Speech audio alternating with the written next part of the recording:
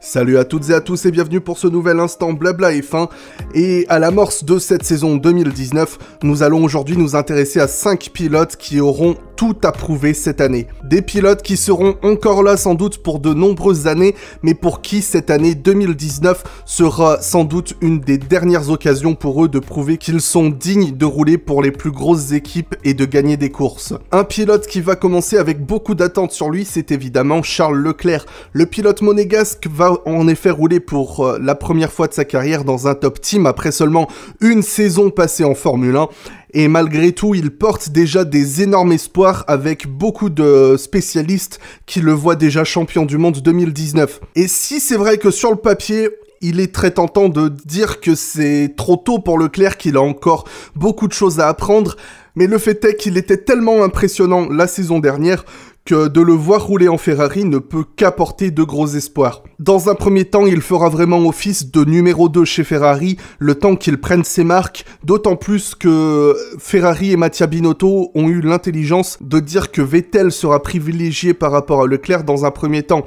C'est-à-dire que si l'écurie va privilégier Vettel dans un premier temps, c'est pour laisser Leclerc prendre mieux ses marques, mais aussi pour lui donner moins de pression et qu'il puisse briller plus naturellement. Cependant, si Leclerc fait une mauvaise saison cette année, ça pourrait jouer en sa défaveur pour le futur, puisqu'on a déjà vu de jeunes pilotes très prometteurs arriver dans un top team et faire très mal. Et s'il fait vraiment une mauvaise saison cette année, ça pourrait sincèrement nuire à sa carrière. Il lui suffirait de faire une saison où il serait au moins aussi proche que Vettel pour pouvoir continuer. Une transition logique me semble être Sergio Pérez. Je pensais notamment au pilote mexicain en parlant de jeunes pilotes talentueux arrivés dans un top team qui a fait une saison catastrophique, puisque c'était le cas de Pérez lorsqu'il est arrivé chez McLaren en 2013. Alors effectivement, la McLaren de 2013 était assez mauvaise, mais le fait est que sa saison était très brouillonne et qu'il a en conséquence beaucoup déçu par rapport aux attentes placées en lui. Ces dernières saisons passées chez Force India ont prouvé que Pérez était un des meilleurs pilotes du plateau, ayant réussi à récupérer à de nombreuses reprises des podiums complètement inespérés pour l'écurie.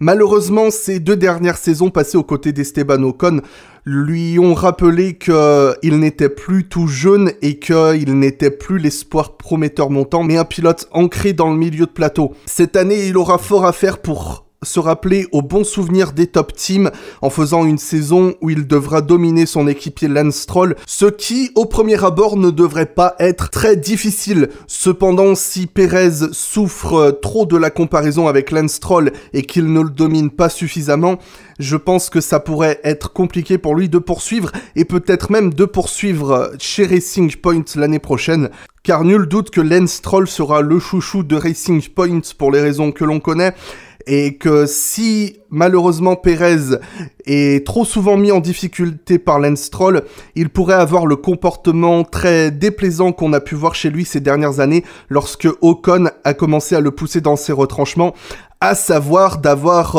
tendance à pousser la monoplace de son équipier hors du circuit. Je ne dis évidemment pas que Ocon était tout blanc dans ses affaires, mais dans l'ensemble, Pérez a eu la plus grande part de responsabilité dans ces incidents.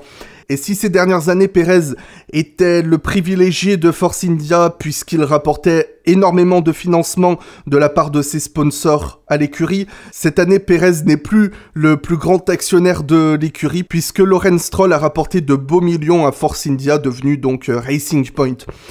Et il me semble tout à fait logique donc d'enchaîner sur Lance Stroll qui va donc attaquer sa 3e saison en Formule 1 et je pense qu'il va en surprendre plus d'un parce que Lance Stroll c'est un parcours assez fructueux dans les catégories inférieures. En Formule 1, il n'a pas bien eu le temps de briller mais à mon avis c'est un pilote qui arrivait beaucoup trop tôt et beaucoup trop jeune en Formule 1, du moins il n'était pas suffisamment préparé pour rouler en F1. Sa saison 2017 a eu suffisamment de bas pour prouver qu'effectivement il n'était pas suffisamment prêt, mais il y a eu suffisamment de hauts pour prouver qu'il y avait du potentiel. Je ne reviendrai pas sur la saison 2018 qui à mon avis est une totale perte de temps à analyser.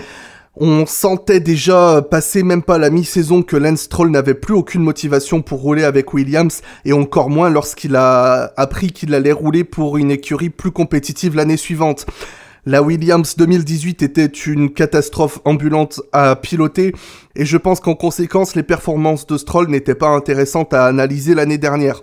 Sans dire que Lance Stroll est du calibre de Max Verstappen ou Charles Leclerc, ou peut-être même de Hülkenberg ou de Perez, je pense que Stroll a ce qu'il faut pour pouvoir rester en Formule 1 sans être complètement ridicule. Je sais que je passe souvent pour un paria lorsque je défends ce point de vue, peut-être que j'aurais effectivement tort, peut-être que j'aurais raison, mais je pense que ça vaut quand même la peine de lui laisser le bénéfice du doute pendant encore une saison. Kevin Magnussen fait également partie de ces pilotes qui ne sont plus tout jeunes et dont on ne sait pas vraiment si c'est simplement un bon pilote dans ses bons jours ou s'il a réellement le potentiel de rouler pour un top team et se battre pour des victoires et des championnats du monde. Son début de carrière était assez brouillon, mais il a néanmoins montré des étincelles de talent au tout début de sa carrière. Sa première saison avec Haas en 2017 était très moyenne, mais on peut dire que sa saison 2018 était dans l'ensemble très bonne. Mais lorsqu'on regarde la seconde partie de saison, Magnussen a été dans l'ensemble dominé par Grosjean. Et je maintiens que si Grosjean n'avait pas eu un aussi mauvais début de saison qu'il a eu, il aurait sans aucun doute été devant au championnat et aurait battu Magnussen de plusieurs points. L'avantage de Magnussen, c'est qu'il était régulier, qu'il ne faisait pas ou très peu d'erreurs en piste, et que, en conséquence, il a joué un rôle important dans le développement de Haas l'année dernière et dans son obtention de la 5e place au championnat constructeur. Cette année sera décisive car je pense que si il se fait autant battre que sur la seconde moitié de saison 2018 par Grosjean, je doute sincèrement qu'il puisse conserver son baquet. Et pour terminer cette chronique, je vais m'intéresser à Carlos Sainz, car pour moi c'est un pilote également très représentatif du pilote qui a encore tout à prouver. Son début de carrière chez Toro Rosso était assez prometteur, car il était pas loin de Verstappen lors de leur première saison, et lors des 2 saisons suivantes, il a complètement détruit Daniel Kvyat. Mais la saison dernière, malgré le fait qu'il ait été le pilote du milieu de plateau à entrer le plus souvent dans les points, Carlos Sainz a dans l'ensemble été battu par Nico Hülkenberg, qui faisait partie des pilotes à avoir eu le plus d'abandon pendant cette saison 2018. Je pense qu'à l'instar de Magnussen, Sainz est un pilote qui est régulier mais qui manque peut-être de la pointe de vitesse suffisante pour faire partie des plus grands. C'est un pilote pourtant très sympathique, un pilote qu'on a envie d'apprécier, mais je doute très sincèrement de lui en tant que leader d'une écurie McLaren qui est en pleine restructuration et qui est dans une phase importante de son histoire. Car si le retrait de la dictature Fernando Alonso fera un bien au moral de l'écurie, je pense quand même que Sainz manque de caractère et de personnalité pour vraiment porter l'écurie. Et face à lui, Lando Norris arrive vraiment en tant que figure porteuse d'espoir. Si Sainz peine à dominer Norris, je donne vraiment très peu de temps avant que l'Espagnol devienne le numéro 2 chez McLaren et peut-être même disparaisse complètement de la Formule 1 au profit d'un autre pilote plus talentueux ou plus expérimenté, car je ne pense pas que Sainz ait le talent, l'expérience et le caractère suffisant pour porter une écurie en pleine chute libre. J'espère cependant qu'il va me prouver que j'ai tort